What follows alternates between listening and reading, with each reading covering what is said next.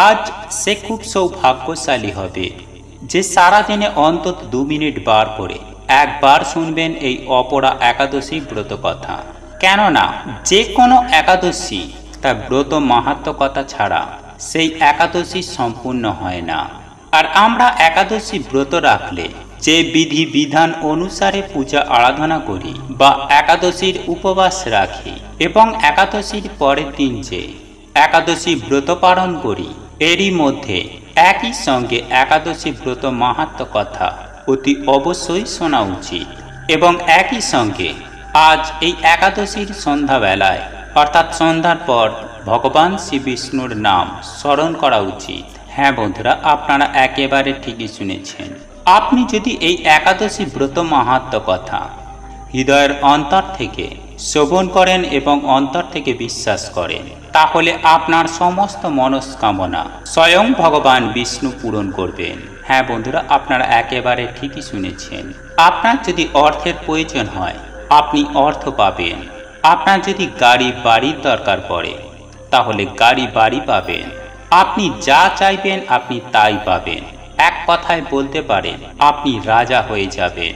শুধু আপনাকে এই একাদশী ব্রত মাহাত্ম্য কথা হৃদয়ের অন্তর থেকে নিষ্ঠা, ভক্তি ও বিশ্বাস সহকারে শ্রবণ করতে হবে। তাই এই প্রসঙ্গে বিস্তারিত জানার আগে আপনাদের বলে রাখি, আপনি যদি আমাদের চ্যানেলে নতুন হয়ে থাকেন তাহলে চ্যানেলটি অবশ্যই সাবস্ক্রাইব করুন এবং পাশে থাকা নোটিফিকেশন বেল আইকনটি ক্লিক করুন।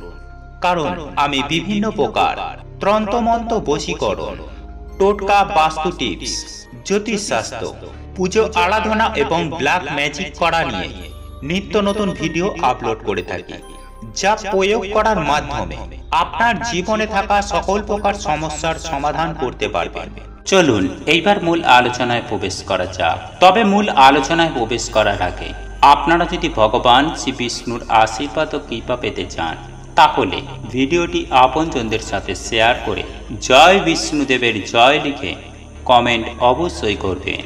বন্ধুরা, এই অপরা একাদশী ব্রত মাহাত্ম্য কথা শুরু করার আগে আপনাদের একটি বিষয় অবগত করিয়ে রাখি, আর তা হলো যখন আপনারা এই ব্রত মাহাত্ম্য কথা শ্রবণ করতে শুরু করবেন, তারপর এই ব্রত মাহাত্ম্য কথা সম্পূর্ণ না শ্রবণ করে কখনোই ছাড়বেন না। আর আপনারা যদি এই ব্রত মাহাত্ম্য কথা সম্পূর্ণ শ্রবণ না করে ছেড়ে দেন, তাহলে আপনাদের হিতে বিপরীত হতে পারে।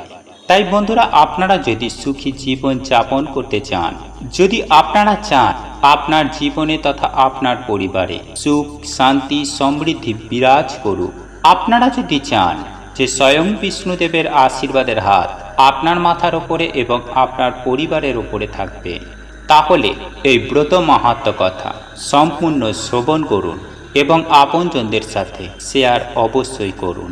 চলুন বন্ধুরা, এইবার শুরু করা যাক।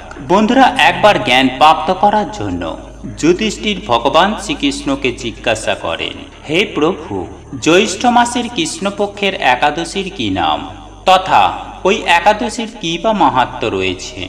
তখন ভগবান শ্রীকৃষ্ণ বলেন, হে ধর্মরাজ, এই একাদশী অচলা তথা অপরা এই দুই নামেই জানা যায়।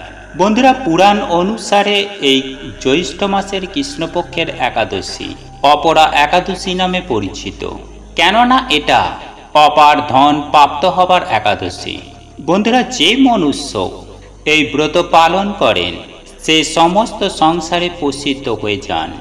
এই দিন ভগবান বিষ্ণুর বিষ্ঠা রূপে পূজা করা হয়ে থাকে। বন্ধুরা, এই অপরা একাদশী ব্রতর প্রভাবে ব্রহ্ম হত্যা, ভূত জমি, অন্যের নামে নিন্দা আদি করা, এই সমস্ত পাপ দূরভূত হয়ে যায়।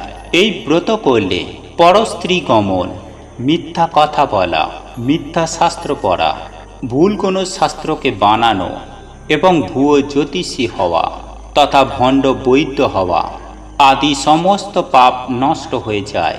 যোগ ক্ষত্রিয় যুদ্ধ থেকে পালিয়ে যায়, সে নরকগামী হয়।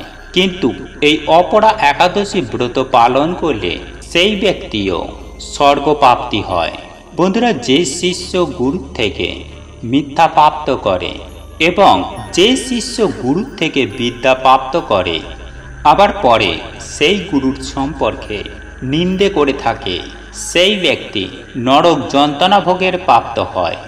কিন্তু অপরা একাদশী ব্রত করলে তার ওই সমস্ত পাপ থেকে মুক্তি মেলে। যে ফল 3 পুষ্করে কার্তিক মাসের পূর্ণিমায় স্নান করলে অথবা গঙ্গা তটে পিণ্ড দান করলে যে ফল প্রাপ্ত হয়, সেটাই এই অপরা একাদশী ব্রত পালন করলে প্রাপ্ত করা যায়। মকরে সূর্যে পড়িয়া স্নানে শিবরাত্রি ব্রত করলে সিংহ রাশির বৃহস্পতিতে বা গোমতী নদীতে স্নানে, কুম্ভ কেদারনাথের দর্শন বা বদ্রীনাথের দর্শন, সূর্যগ্রহণে কুরুক্ষেত্রের স্থানে স্বর্ণ দান করলে অথবা গো দান করলে যে ফল মেলে, সেই অনুরূপ ফল এই অপরা একাদশী ব্রত পালন করলে মেলে।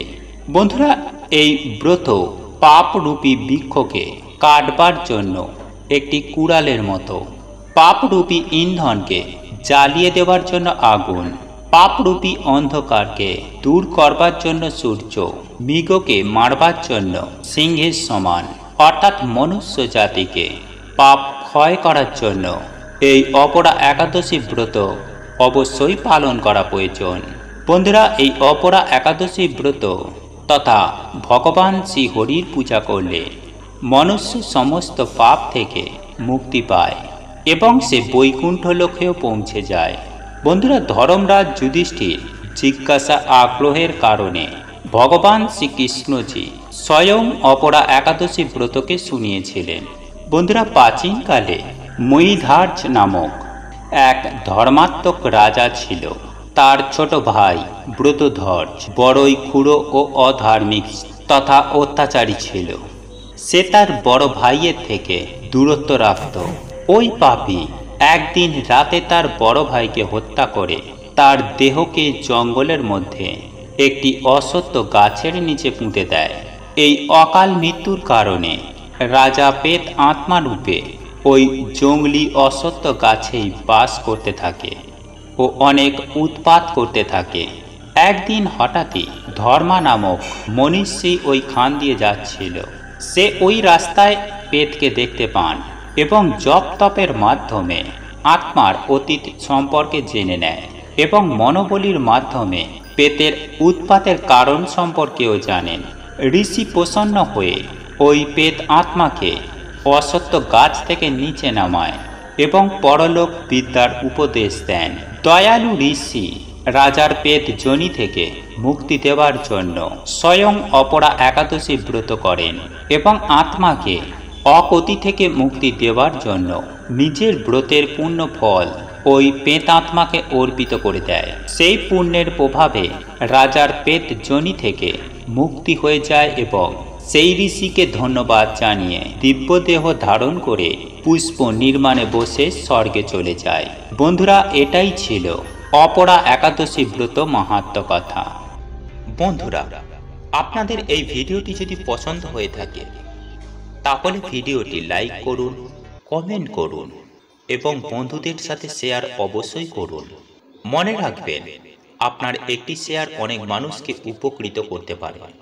এবং আপনি যদি নতুন হয়ে থাকেন তাহলে চ্যানেলটি অবশ্যই সাবস্ক্রাইব করবেন এবং পাশে থাকা নোটিফিকেশন বেল আইকনটি ক্লিক করবেন।